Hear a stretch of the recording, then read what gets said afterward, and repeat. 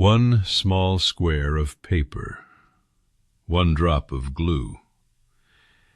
It was supposed to carry a letter, and sometimes it carried a war. 11 times in American history, the post office thought it was honoring the past. Instead, it tore the country open all over again. These are the 11 most controversial U.S. stamps ever printed. This is their story. Before we begin, like and subscribe to help preserve these stories of courage. Whistler's Mother's Stamp, released 1934. The nation is still in the grip of the Depression. Mother's Day needs something dignified. The post office picks James McNeill Whistler's famous portrait, the quiet old woman in black lace, rocking gently. A perfect symbol of American motherhood.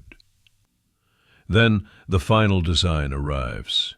The painting is brutally cropped. Her hand is gone. The frame is gone. And in the empty corner, someone added a vase of flowers Whistler never painted. Artists scream mutilation. The Museum of Modern Art cables Washington in protest. Newspapers run cartoons of Whistler's ghost chasing the designer with giant scissors. The post office claims it was simply a space issue. Mothers across the country still buy millions. The stamps go out. The art world never forgives. Susan B. Anthony stamp, released 1936.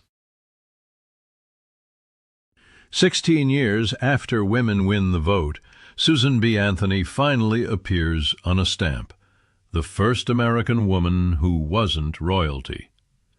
Stern Quaker bonnet, unsmiling eyes, a hero to millions. Within weeks, the rumors spread like wildfire. Look very closely at her mouth. Is she smoking a cigarette? Temperance societies who still worshipped Anthony as the queen of purity are horrified. Church bulletins thunder. Letters flood the Postmaster General. Under a magnifying glass, it's only cross-hatching for shading, but the illusion is perfect. Satirical cartoons show Anthony puffing away at suffrage rallies. The post office quietly insists it was never a cigarette. The damage is done. 2 decades later, they issue a new Anthony stamp. This time, the lines are clean. No shadows, no smoke. Union Civil War General stamp, released 1937. The Civil War is 72 years in the past, but in the South, the wounds still bleed. The post office releases a handsome set honoring Union commanders, Grant, Sheridan, and William Economist Sherman. In Dixie, the reaction is instant and volcanic. Sherman, the man who burned Atlanta and carved a 60-mile-wide path of destruction to the sea, is now on every letter leaving a Southern mailbox. Georgia's legislature passes a resolution of protest. Newspapers below the Mason-Dixon line call it a deliberate insult. Veterans groups threaten to boycott the mails. Postmaster General James Farley promises balance is coming. Confederate generals will follow. The Union stamps still roll off the presses by the millions, and every envelope becomes a fresh reminder that some scars never close. Confederate Civil War General stamp, released 1937. 1937 again. The promised balance arrives. Robert E. Lee and Stonewall Jackson side by side in gray. The South breathes relief. Then the magnifying glasses come out. Lee's collar shows only 2 stars.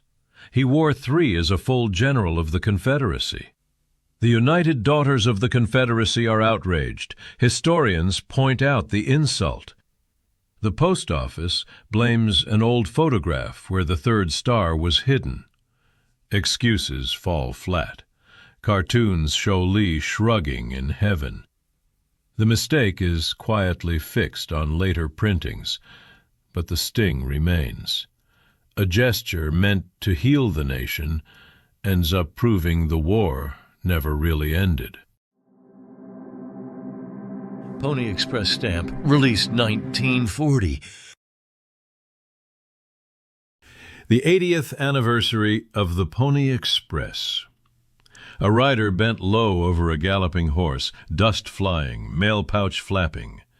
Pure Americana. Then the horse experts weigh in. The horse's mouth is wide open at full speed. Impossible. Light shines straight through the nostrils. The saddle is 50 years too modern. The reins hang loose like laundry. No mail pouch is visible. The American Saddle Horse Association fires off letters. The post office admits the artist took shortcuts. The stamp still sells. 20 years later, the centennial issue repeats the same open-mouthed horse. This time, nobody complains. Myth has officially beaten fact. Christmas stamp, released 1962. The first official U.S. Christmas stamp. 2 white candles, holly, and a red bow. Simple. Tasteful. And immediately attacked from every side. Separation of church and state advocates call it government-sponsored religion. Some Jewish and Muslim leaders feel excluded. Hardline Protestants complain it's too secular. No manger, no star. Time magazine sneers that it's calculated blah. The post office insists it's just a holiday greeting. Sales soar anyway. The debate over what America can put on a Christmas card has officially begun. Christmas stamp, released 1965. The angel Gabriel blows his trumpet from a New England weather vane, graceful flowing robes. Then the complaints roll in from pulpits across the country. The angel looks far too feminine, curves in all the wrong places for the Bible's warrior archangel. One minister calls it borderline lascivious. Newspapers run cheeky cartoons exaggerating the figure. The post office explains it's simply a faithful copy of the historic weather vane. The stamp stays. 3 years later, Gabriel returns, slimmer and safer. Lesson learned. Dinosaur stamp, released 1989. 4 roaring prehistoric beasts for the delight of every 8-year-old. Then the paleontologists pounce. The Brontosaurus is actually an Apatosaurus, name corrected in 1903. The Pteranodon is labeled a dinosaur when it's technically a flying reptile. Press releases call the set dinosaurs anyway. Scientists send furious letters. The post office quietly changes the brochure wording to prehistoric animals. The stamps are already in every kid's collection. Science loses. Nostalgia wins. Elvis Presley stamp, released 1993. The king finally gets his crown. Young Elvis or Vegas Elvis? The vote is public and massive. Young Elvis wins by a landslide. Then the second wave hits. Drug overdose. Reclusive final years. Some say he doesn't belong next to Washington and Lincoln. Others joke he might not even be dead. The stamp becomes the best-selling commemorative in history. Over 500 million sold. Lines stretch around post offices. Elvis has left the building, but he's still licking the back of America's envelopes. Richard M. Nixon stamp, released 1995. 1 year after his death, tradition says every president gets a stamp. Richard Nixon's stern profile appears. Watergate survivors are appalled. Petitions circulate. Not while any of us are still alive. Novelty companies sell envelopes with Nixon behind bars. Sales start slow, then curiosity takes over. The man who resigned in disgrace now travels first class on millions of letters. History's sense of humor is darker than anyone expected. The atomic bomb stamp, released 1995. 50th anniversary of victory over Japan. The original design shows a mushroom cloud with the caption, "Atomic bombs hasten war's end." Japan's government protests. Hiroshima survivors march. American peace groups chain themselves to post office doors. President Clinton personally orders the stamp, "Killed." Millions of sheets are shredded before anyone can buy one.